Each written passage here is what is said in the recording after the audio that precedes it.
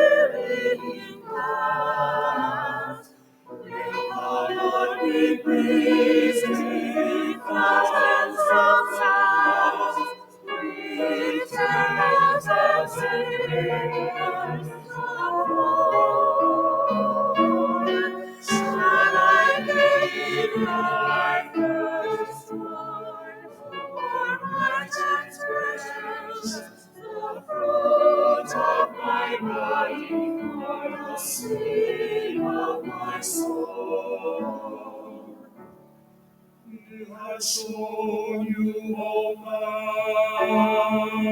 man.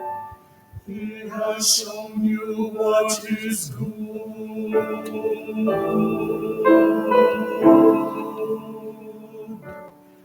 And what does the Lord require of you but to do justice and to love kindness and to walk humbly, walk humbly.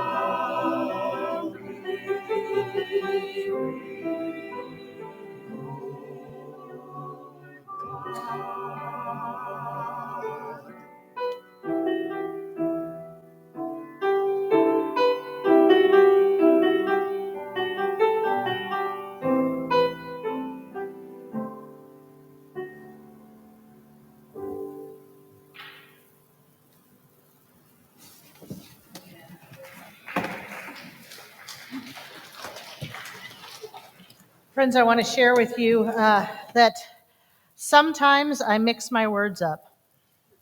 And sometimes that's unfortunate. Things like when we're typing, it's unfortunate that I type undeserved for underserved. That's unfortunate. I'm thankful for spell check. Another way that words can get kind of complicated, when I was in public accounting and I was auditing a casino in the Dominican Republic. How fun was that? I had the unfortunate skill of not speaking Spanish, but I had enough that I could understand, and I had a translator, but I was trying. And they kept saying, individuals kept saying, gracias. And I thought I was saying, you're welcome, or think nothing of it, or whatever. And Carlos turned to me, the translator, the one I was working with, Carlos turned to me and said, "You keep telling them of nothing." I wasn't saying it right because I didn't understand it necessarily. I didn't embrace the language. I didn't understand those little nuances necessarily. And I find today, as I'm thinking about these words of peace, when I look back to the history in the Hebrew Bible of the term peace, we hear two different words. One is shalom, which we tend to translate at peace, but it's really much deeper than that. Shalom also means completeness and wholeness and an attitude of being at peace, but being at whole with God and with each other. And then moving into the New Testament with the Greek translation, eirene, peace. We'll talk a little bit about that today. And what we thought we'd do, instead of just someone, talking and instructing, I asked Scott and Maggie if they'd come up and just talk a little bit about this sermon series. How does this sermon series, where we've been focused on different practices of the different practices that we have here in the United Methodist Church, in our church, how does what we've learned, what does it have to do with shalom and wholeness and completeness? So thanks, Scott and Maggie, for the last minute change on Friday afternoon. That's why we're a team. Doing Anything this. for Man, you. I love these two. I really do. So just starting out, this worship service has, run the gamut on a lot of things, and I know that there were a lot of lessons that were taught. But baptisms, communion, what we mean by biblical truth, the afterlights, saints, and then last week, chosen family, which was a great one. What are you guys hoping that people take away in as a whole with this sermon series? So I think for myself, and as we were See, they don't know how long I can hold awkward silence. That's my superpower. Go ahead, Maggie. That is not your superpower, Scott. Go ahead, Maggie. I think as we were talking about this particular sermon series and what we wanted, what we had hoped that it would accomplish, right, was that it would not answer questions for any of us, but it would open up more just deeper thought about these things, right? And I know that for myself, I've had those moments for all of these things of thinking about, okay, well, what does this actually really mean for me? How do I actually really experience this? And so I'm hoping people can just take the things that we've talked about and just find deeper understanding, deeper questions to grow a little bit more. That's good. Thank you. I think one thing that I've been grateful to hear is the theme of integrating faith into the fullness of life, because I think that sort of as the title of the series indicates, beginnings and endings. Sometimes we think of church and faith as that thing that pops up along the way, but not fully integrated into life, into daily living.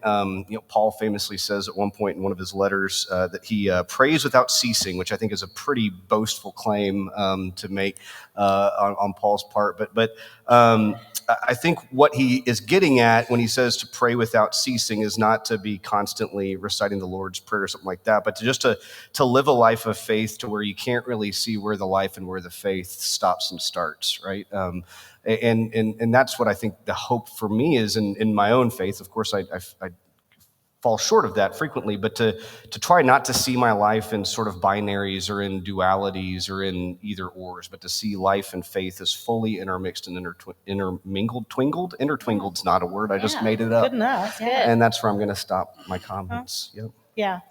I like what you said there, Scott, that by asking the questions and feeling free to ask those questions of each other, of any of us, or talk about them at your family dinner, then we also internalize some of these questions and some of this life of the beginnings and endings. And so it doesn't really have an ending. It's a circular that we continue to ask and ask and ask and find out what season we're in. So in that video that we had, weren't they cute? In that video today, we heard from a lot of children and teachers and at the school about peace. And they make it sound so simple, don't they? They make it sound so simple. But it seems the older we get, the more we move away from those simple answers. So I'm just wondering, is wholeness and completeness and peace really that simple, and we just muck it up, or are the children naive, or what happens there that we're not always at peace? I honestly think I keep waiting for you to just. I'm just gonna not. That's fine. I think the kids have it right. I honestly do. If you just sit down and talk with a kid, like if you have ever talked with a kid about something like this, like they just know, they just got it together, right? And it really is that simple, right? Even asking our own kids, how do they experience peace? Where do they see peace? It really is just that simple. And I think as we get older, things become less black and white, whether that's good or bad, right? But I think the way you put it, I think sometimes we can just muck it up and make it a lot more complicated than it needs to be. Yeah. In terms of being at peace with yourself, my daughter Andy is here today, and she doesn't become someone different depending on which setting she's in, right? She's 5.5, more like 3/4, but she'll remind you it's 5.5. And Andy at school and Andy at church and Andy at home, and no matter where she is, like, it's the same Andy. You're not getting versions of a person. She hasn't begun to compartmentalize herself in the way that adults and teenagers, tend to. We sort of learn those behaviors. And I think there's a certain beauty to that, right? And I'd catch myself like coaching her out of that habit, and I'll catch myself teaching her how to compartmentalize herself, and I stop and go, okay, should I really be doing that, or should she be teaching me something here about what it means to be a full whole person and not have to give different environments a different version of who I am. And in terms of just personal relations, last night we had some friends over for dinner, and Andy and her friend had gotten into a little bit of a tiff, and I could tell something was wrong with Andy. We were sitting down. They had gone back to their house for a moment to check on a dog. And anyways, while her friend was gone, Andy just could not even eat her food. And I said, Andy, what's going on? She goes, I just really need to apologize to Jimmy. I'm going to go in my room and wait for her. And then when she gets in, if you could tell her to go to my room, and then we can have some time and we can talk it out. And I'm like, girl, whoa. It's you and Jimmy. I promise your relationship is going to survive the last 10 minutes. I really think it's going to be okay. But just like her desire to make sure that relationship was made right. Does she inherit some of her dad's anxieties? Unfortunately, it appears so. But there's also a certain amount of beauty in that, I think, as well. Yeah. I think the fact that it's, when we think of this feeling of shalom and being in shalom with each other, we'll have it, again, internalized, that, you felt like you weren't at peace. And how do we use the lessons that we've had the last 6 weeks to bring about peace? I think about the Sunday that we spoke about the Wesleyan quadrilateral, the big words and everything. But really, we were talking about how do you reconcile and ask yourself questions and use your experiences and find ways within yourself to have wholeness and shalom. But there's one thing that's important here. When I started thinking about shalom And I went to the Bible to say, what is it that I want to communicate about shalom? I went to a very common benediction that you may have heard. The Lord bless and keep you. The Lord make his face to shine upon you and be gracious unto you. The Lord lift up his countenance upon you and bring you shalom. And I read it probably 3 or 4 times. And the 4th time I read it, I thought, man, there's a lot of you in there. There's a lot of you. And there can be this mistake sometimes, can go to the extreme that shalom is just between us and God, me and God. That, God grant you peace and grant you this. So is peace only about an individual relationship with God, or is there more to it? Is shalom more to it? Yeah. So when you sent that question over, I laughed because this is how we close our time together on Sunday nights with the students. And this is how I closed my time when I was growing up in youth as well. Me too. But I think peace is very much a communal thing, right? And I want to invite each of you, if you have not heard students say this with one another, I want to invite you to come on a Sunday evening and come hang out with us and hear it, because it is like the most powerful thing you will ever hear. Because the way they do it, they say, the Lord bless you and keep you. And so like it takes forever, because the yous last about 3 seconds long, each one of them. But it is this community thing where you are feeling blessed by one another. You are feeling blessed by being a part of this community, and you know that you are not alone in this journey of life or faith, but that you are doing this together with your people, with your family. And so I think it is a very silly thing to elongate the you, but it really just kind of hits home that fact that we are not doing this alone. It is not simply just a me and God thing, but it is a we thing. Yeah. Yeah, I wonder if we could leverage our Texanness and instead make it, the Lord bless y'all and keep y'all. Because, in English, we don't have a great word that means that sort of inclusive you, that communal you. But we do in y'all, right? And so many of the yous in Scripture are actually y'alls. But I guess, I don't know, Bible editors don't like including those colloquialisms. So I think it's important to remember that it's hard to separate you from y'all, right? And we can try to, again, compartmentalize, try to separate and detach. And I think so much of the Christian journey is seeing less you and seeing more y'all, right? And seeing that inherent connectedness.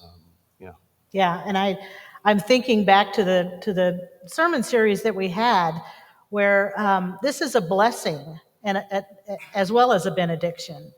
And when we talk about the Lord bless you and keep you, it's generational, isn't it? It's not just those who are there at that time who hear that blessing. It's something that we can carry with us to share blessings with others. It's something that came before us. There's something that connects us together when we talked about the saints Sunday. And we talked about what a saint is, and that it's not just those who have gone before, that it is those who are living now, that we share in this shalom together. And so keeping with this benediction from the book of Numbers, I landed on this, and give you shalom. So the question I wrote down was, how are we given shalom? Is it a gift? Is it something that we have to receive, or how are we given shalom?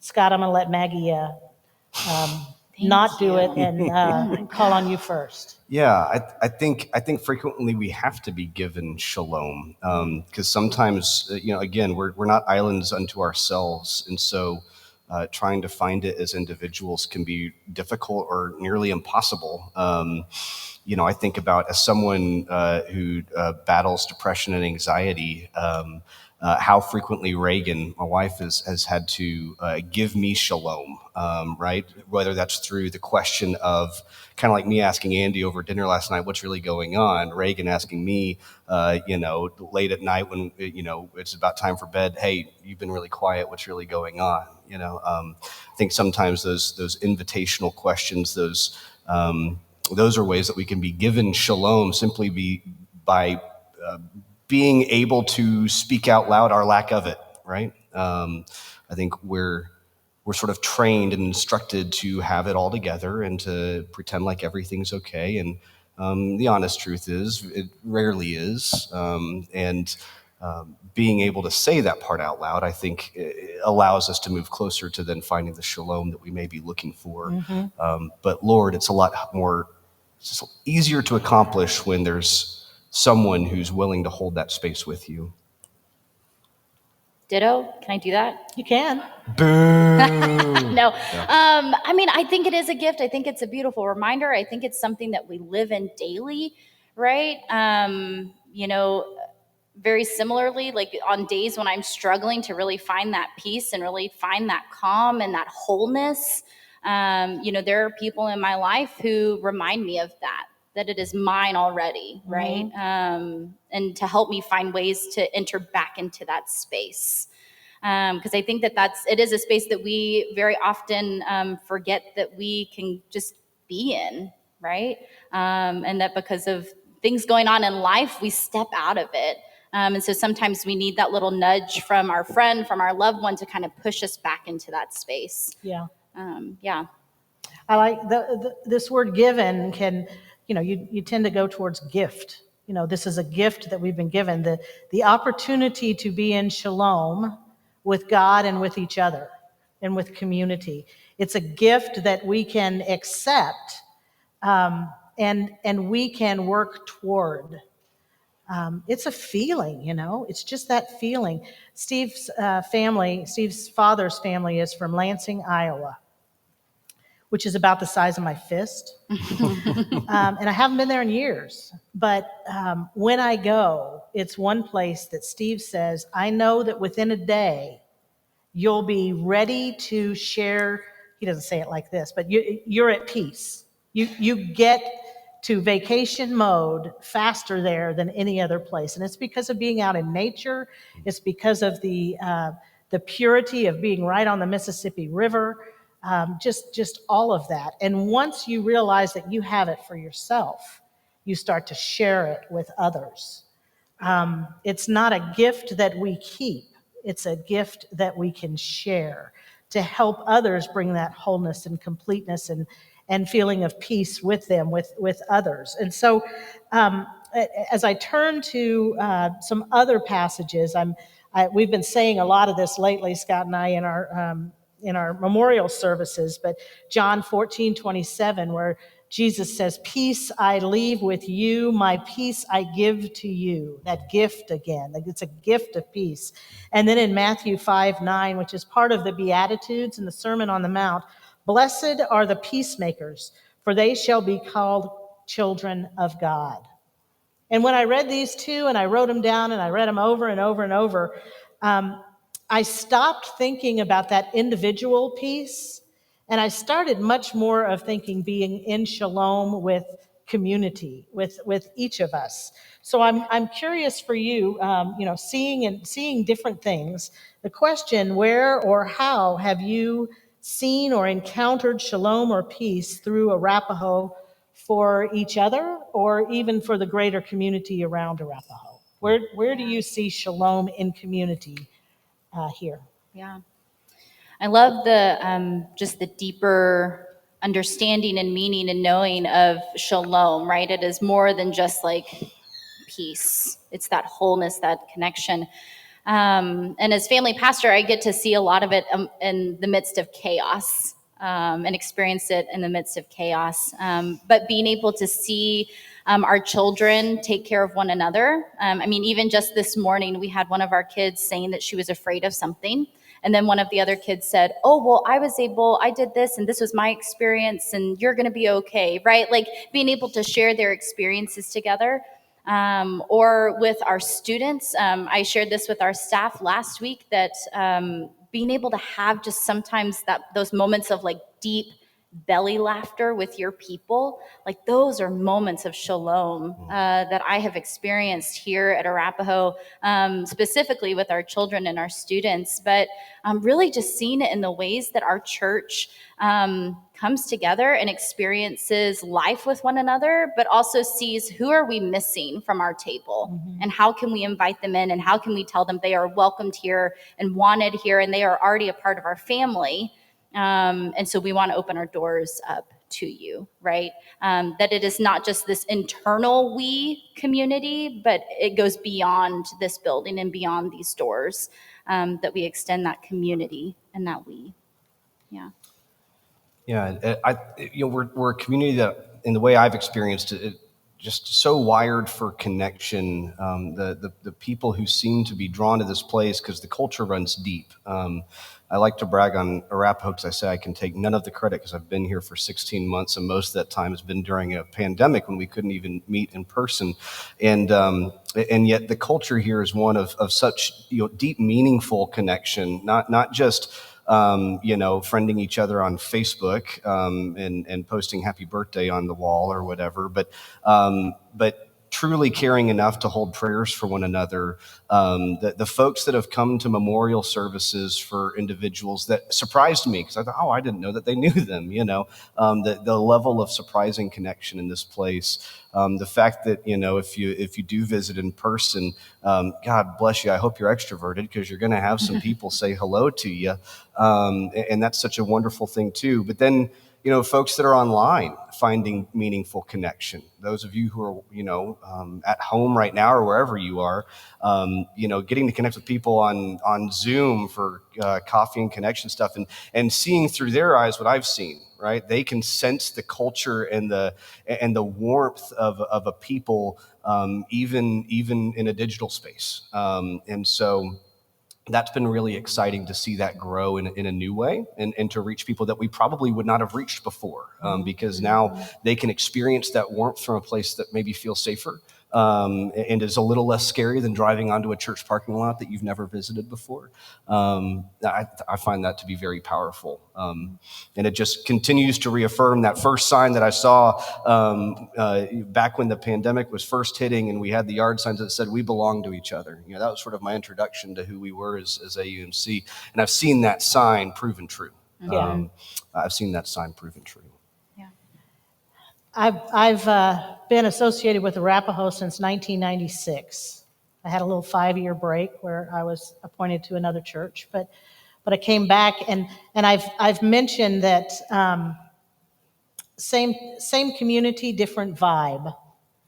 And what this has to do with shalom is that this community that comes on Sunday or that comes on Sunday afternoons through the youth or whatever, they have accepted that gift. And the in-betweens that we've been talking about, the different things, it's not a set of rules. It's not a checklist of, let me get it right so that my in-between time is right. It's a feeling and a relationship that we have with each other. And as I mentioned with the word, how do I give it to you? God gives this grace to us. We give it to each other. And what's really, really great about this particular community is that you bust at the seams and give it to everyone. You give that feeling of shalom and you help them, everyone through their journey. And so how do I see shalom in our community? I tear down the walls here and I see the community outside. I see people coming and speaking for the first time at a Richardson trustee board meeting for the school district. I see reaching out to other churches in the area to join us at Dobie for sharing what will be a meal, food that can be turned into a meal. I see individuals on Facebook, on social media, taking pictures of delivering food with Network. I see individuals in what started last year sometime, driveway meetings on a Friday afternoon, just getting together and being together. What's important about these beginnings and endings and in between and how we find shalom is that we keep practicing the journey. We acknowledge that each of us is on that journey towards wholeness. And we're going to get there and then flip, it's going to go away sometimes. But the fact that we help each other along in our journey, that we help each other along. We talked in Seekers this morning about covenant, that we're in this unspoken covenant together to continue our journey, not just with those who show up on Sunday, but with anyone in our general area and even the world. So I hope that you've learned a little bit about the wholeness of shalom being a feeling of peace, not just for yourself, but for a whole community being in relationship with each other. So with that, I'll ask you guys to go, and with Thank that, we'll say shalom and continue our worship.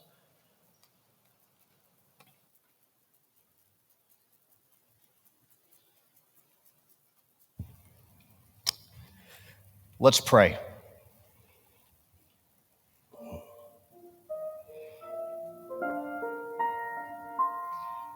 Gracious God, as we prepare ourselves this week for Thanksgiving and the beginning of a holiday season, as we gather around tables, perhaps with friends and family, or perhaps by ourselves, as we undoubtedly gather in the weeks to come and notice that there are chairs emptier than last year, God, in those moments when we can believe the lie that we are alone,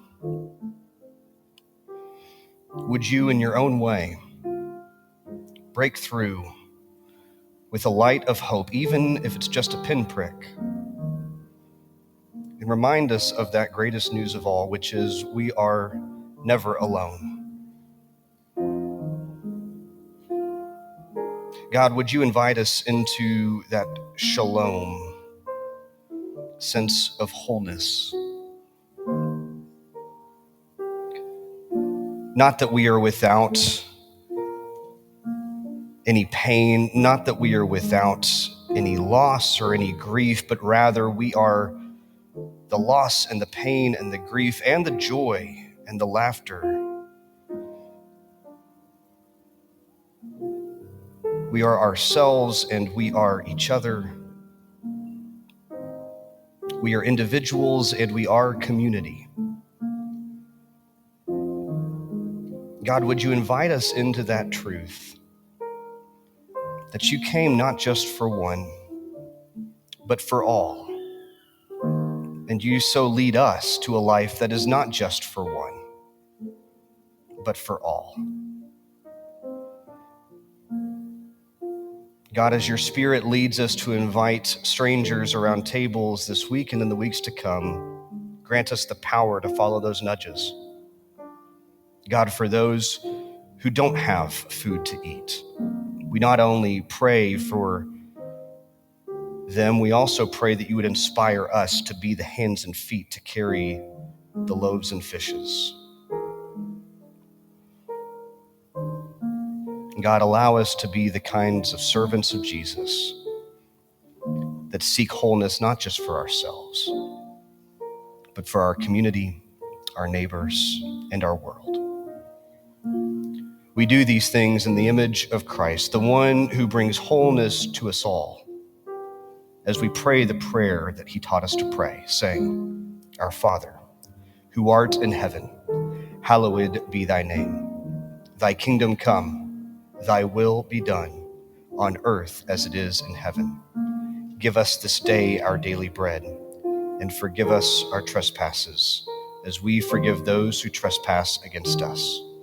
And lead us not into temptation, but deliver us from evil. For thine is the kingdom, and the power, and the glory forever. Amen.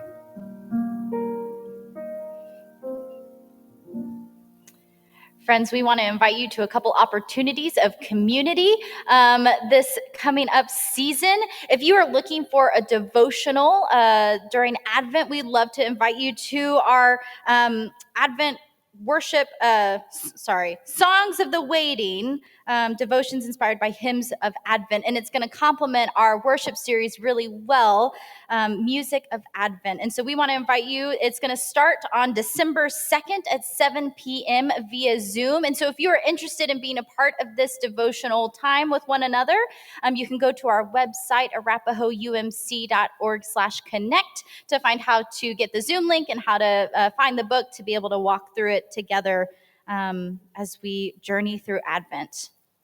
Also, we have our wonderful Frosty the Snowman drive-through and concert coming up. If you were not able to see last year, we created these beautiful giant storybook boards that were out in our lawn of Frosty the Snowman. And it is a drive-through, so families, really anyone of all ages, you can come and drive through, read the story of Frosty with your family. That is from 2 to 8 on December 4th.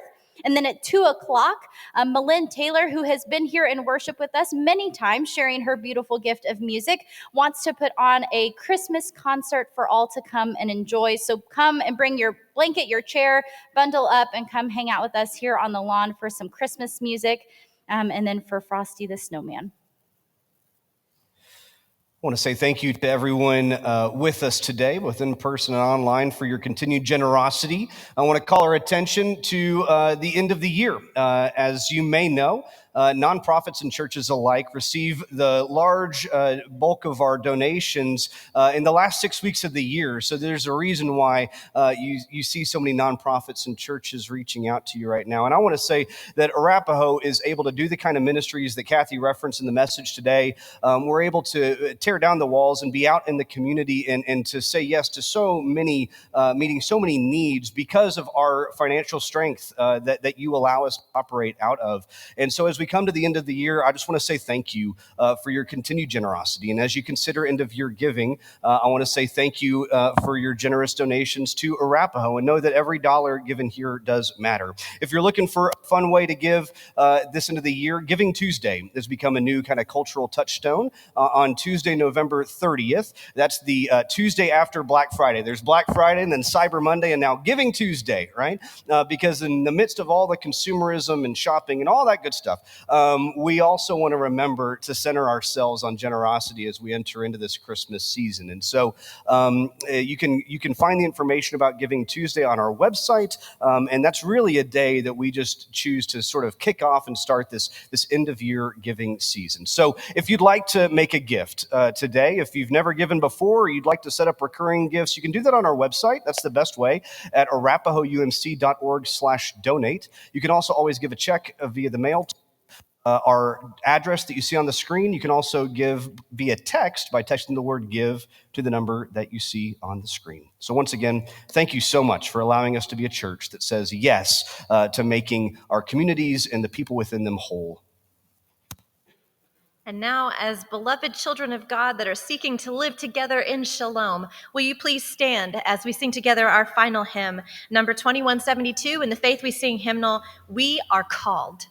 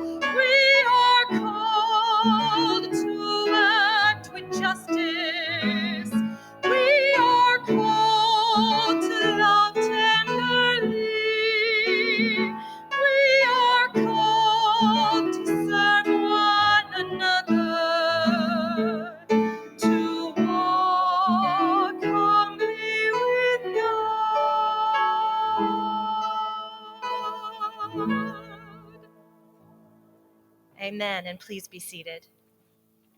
Siblings in Christ, may you go from here knowing that the in-betweens will make you whole. The involvement that you have in the lives of others, the bonding that you have with each other, and the relationship that you have with God. All of that will give you shalom. And now if you'll join with me, I've asked Maggie and Scott, join with me in the blessing. The Lord bless you and keep you. The Lord make his face to shine upon you and be gracious unto you. The Lord lift up his countenance upon you you and give you peace. Shalom. Shalom. Amen.